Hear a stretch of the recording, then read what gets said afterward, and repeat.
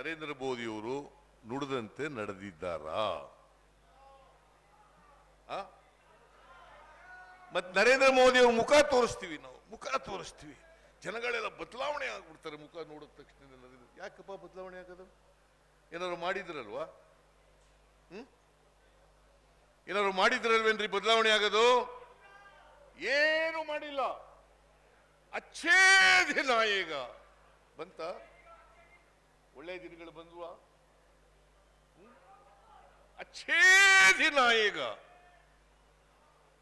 ಒಳ್ಳೆಯ ದಿನಗಳು ಬರ್ತವೆ. ಭಾರತೀಯ ಜನತಾ ಪಕ್ಷಕ್ಕೆ ಓಟ್ ಕೊಡಿ,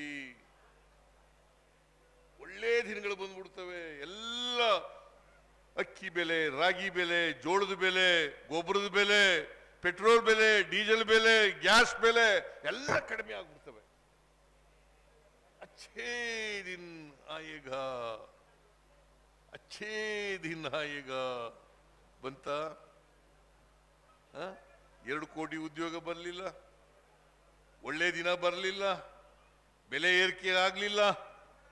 ನಮ್ಮ ಸರ್ಕಾರ ಬಂದ್ರೆ ಡಾಲರ್ಸ್ ಬೆಲೆಯನ್ನ ಕಡಿಮೆ ಮಾಡ್ತೀವಿ.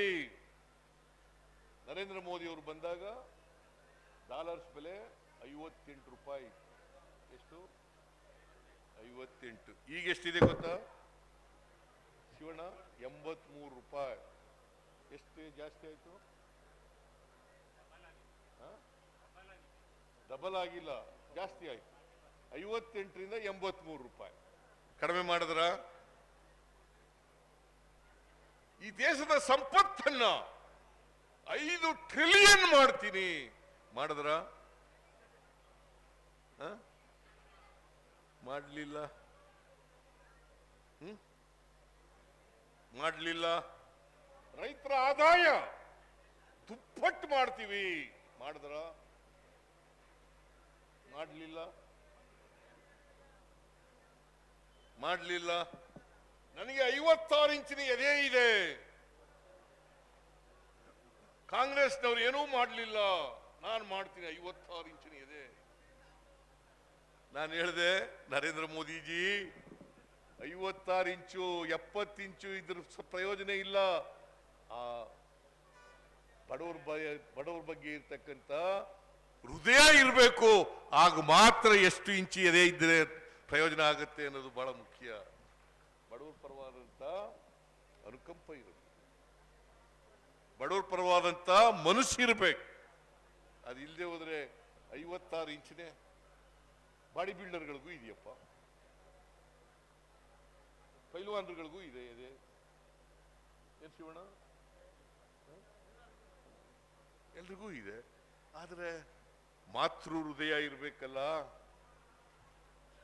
ಮಾತೃ ಹೃದಯ ಇರ್ಬೇಕಲ್ಲ.